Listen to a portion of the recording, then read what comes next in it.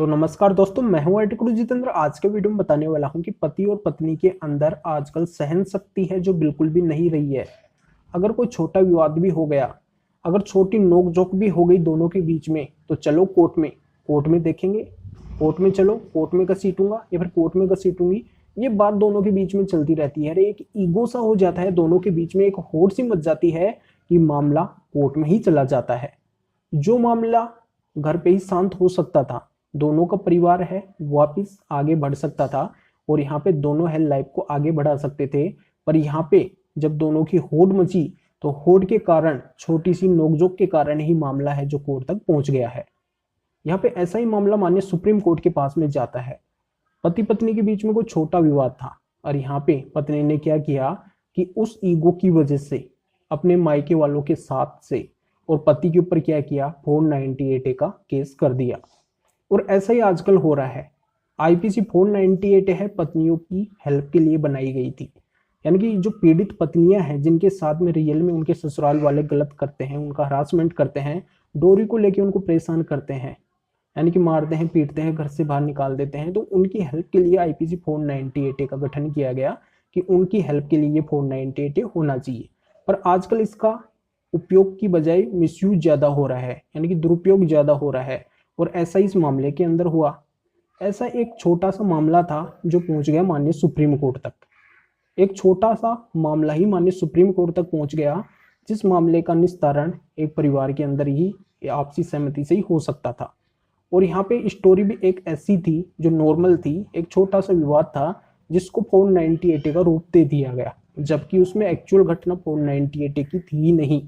उस पत्नी के साथ में कभी कोई डोरी की जो डिमांड है वो की नहीं गई पति के द्वारा, पति के परिवार वालों के द्वारा। और फिर भी उस पत्नी ने क्या किया कि उस पति के ऊपर आईपीसी 498 का मुकदमा दर्ज करवा दिया और मामला है सुप्रीम कोर्ट तक पहुंच गया। अब सुप्रीम कोर्ट ने इस मामले के अंदर गहराई से देखते हुए ये कहा कि ये मामला है 498 के अंदर बैठता ही नहीं है। पत्नी से कभी डोरी की डिमांड की नहीं गई है।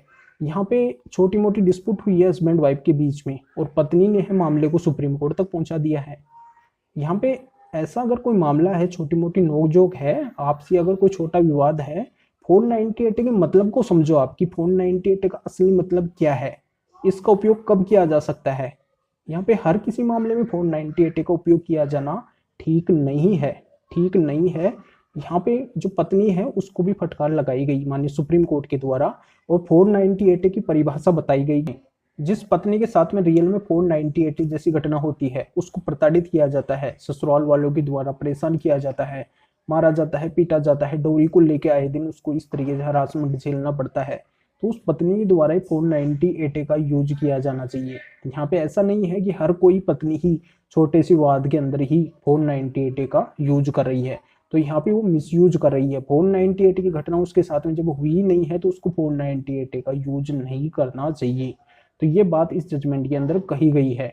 तो यहाँ पे यह बात और मैं क्लियर कर देता हूँ कि अगर पति के ऊपर इस तरीके से बिना वजह अगर 498 पत्नी के द्वारा लगवाई गई है, पति पत्नी का छोटा सा विवाद ही था और उसको अगर 498 का रूप पत्नी के द्वारा दिया गया है, बिना वजह पति को कोर्ट तक घसीटा गया है, तो यहाँ पे पत्नी के द्वारा गलत किया गया है।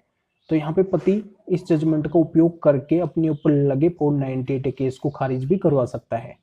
तो यहाँ पे ये जजमेंट कौन सा है, ये जजमेंट है Manju Ram Kalita versus state of Assam के नाम से है। वीडियो के डिस्क्रिप्शन में इसका लिंक दिया गया है, उसके ऊपर क्लिक करके इसको अच्छी तरह से रीड करके अगर आपके केस से मिलता हुआ है तो इस जजमेंट को यूज करके फायदा उठा सकते हैं।